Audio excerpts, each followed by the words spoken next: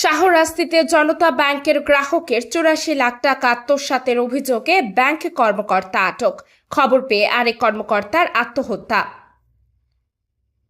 মোহাম্মদ হাবিবুর রহমানের তথ্যচিত্রে বিস্তারিত জানাচ্ছি আতিয়া ফিফা। চাঁদপুরের শাহরাস্তি উপজেলায় জনতা ব্যাংকের এক কর্মকর্তাকে টাকা আত্মসাতের অভিযোগে আটকের পর আরেক কর্মকর্তা গলায় ফাঁস দিয়ে আত্মহত্যা করেছেন।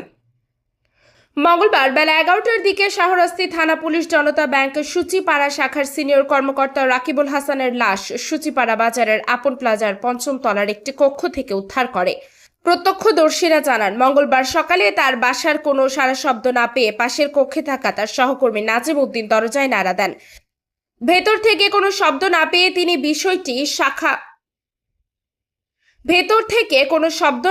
তিনি বিষয়টি শাখা ব্যবস্থাপক কার্তিক চন্দ্র ঘোষকে জানান। এ সময় কার্তিক শাহরাস্তি থানায় খবর দেয়। পুলিশ ঘটনাস্থলে পৌঁছে কক্ষের দরজা ভেঙে বেলা ১১টার দিকে লাশ উদ্ধার করে। রাকিবুল হাসান শরীয়তপুরের জাজির উপজেলার পাচকহা কান্দি গ্রামের সিরাজুল ইসলামের ছেলে। এর আগে সোমবার ১৪ এপ্রিল জনতা ব্যাংকের সিনিয়র অফিসার জাবেদ হোসেনকে ৮৪ লাখ টাকা আত্মসাতের অভিযোগে শাহরাস্তি থানা পুলিশ আটক করে। ওই টাকা আত্মসাতের সঙ্গে রাকিবুল হাসান জড়িত থাকার কারণে তিনি আত্মহত্যা করতে পারেন বলে ধারণা করছেন স্থানীয়রা। শাহরাস্তি মডেল থানার ওসি আবুল বাশার জানান, তিনি আত্মহত্যা করেছেন বলে ধারণা করা হচ্ছে, তবে তদন্ত করে বিস্তারিত জানা যাবে।